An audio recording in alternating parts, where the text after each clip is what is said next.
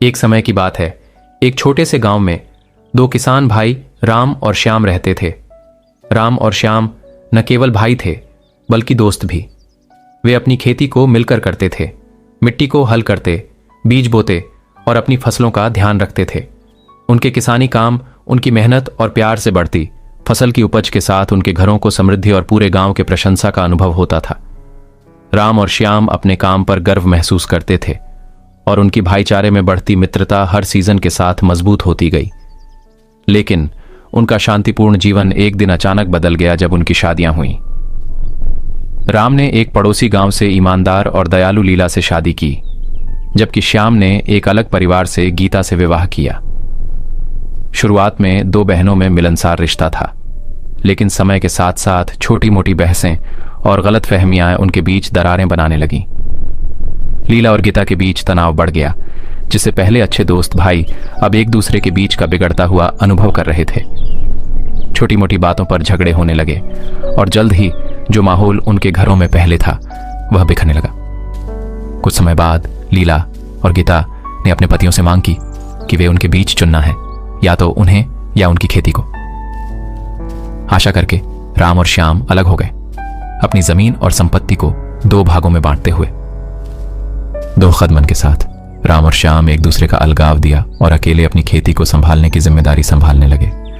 अपने अलग अलग खेतों पर अकेले उन्होंने अपने साझा योगदान के नुकसान को सहन करने का प्रयास किया। दिनों ने महीनों को बदला, राम और श्याम के खेत बिगड़ने लगे।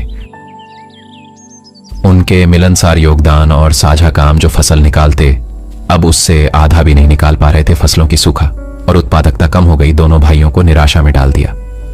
दूसरी ओर उनकी पत्नियां भी परेशान थीं कि उनके पतियों को मेहनत का फल नहीं मिल रहा था, जो उन्हें अलग अलग होने के बाद उम्मीद थी। उनके बीच की अनबन के कारण खेती में भी उत्पादन में कमी आने लगी थी।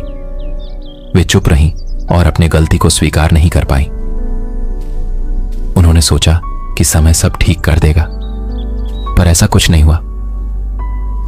फिर जब राम और श्याम ने खेती के उत्पादन में गिरावट का सामना किया, तो उन्होंने इस समस्या का समाधान करने का फैसला लिया। वे दोनों बातचीत करने बैठे और अपने बीच की मतभेदों को समझने का प्रयास किया।